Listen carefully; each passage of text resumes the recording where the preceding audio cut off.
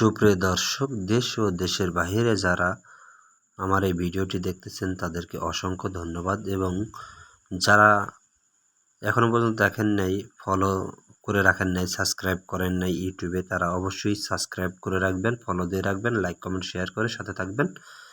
আশা করি সকলে ভালো আছেন, আমিও ভালো আছি। আজকে আমি আপনাদের মাঝে উপস্থিত হয়েছি নদিয়া জেলা মায়াপুর একটি স্থানে। আজকে আপনারা দেখতে পাচ্ছেন যে এই বিল্ডিংটি তৈরি করা হচ্ছে, এই বিল্ডিংয়ে ইসকন মন্দির তৈরি করা হবে এবং সেই সাথে এই পুকুর পাড়ের উপরে যে বিল্ডিংটা দেখতে পাচ্ছেন ইসকন মন্দির, এই ইসকন মন্দিরের মধ্যে দৃশ্য দেখার মতো অনেক কিছু রয়েছে। আপনারা যারা এখনও পর্যন্ত মায়াপুরে দর্শনে যান নাই, তাদের সকল সনাতন ধর্ম অবলম্বী ভাই ও বোনদের প্রতি অনুরোধ থাকবে আপনারা অবশ্যই যাবেন।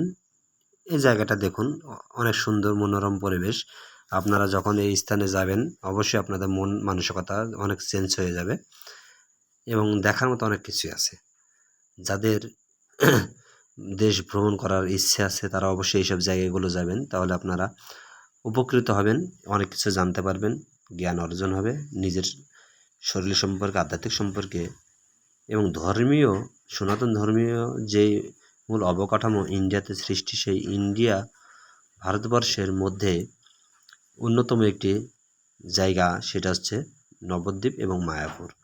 মায়াপুরের দর্শনীয় অনেক কিছু রয়েছে, যেমন এখানে দেখতে পাচ্ছেন যে আপনারা বিভিন্ন লেখা দেখতে পাচ্ছেন। এখানে শ্রীকৃষ্ণ এবং রাধা যে জীবনী কাহিনী সমস্ত কিছু এখানে লেখা আছে। রাধাকুণ্ড জলভাব এবং রাধা কিভাবে নিজে তার অষ্টসখীদের নিয়ে জল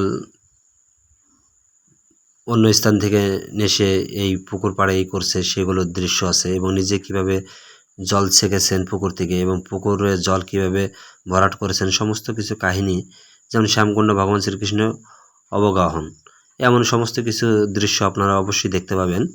আরও অনেক কিছু দেখার আছে যেখানে আপনারা না গেলে কখনোই বুঝতে পারবেন না। যারা গিয়েছেন অবশ্যই তারা আবারও যাওয়ার চেষ্টা করবেন, যারা যাননি, যাদের দেশ ভ্রমণ করার ইচ্ছে আছে তারা অবশ্যই আবারও দেশ ভ্রমণের উদ্দেশ্যে মায়াপুর এবং নবদ্বীপ স্থানে যাবেন।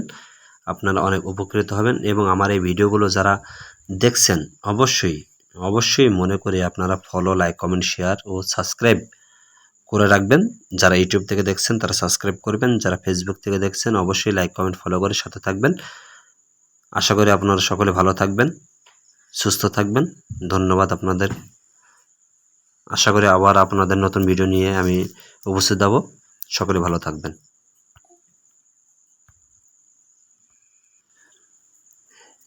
এই স্থানটি যেই রাধাকুণ্ড এরিয়ার মধ্যে দেখানো হয়েছে সেটা হচ্ছে আপনার রাধাশ্যামকুণ্ড।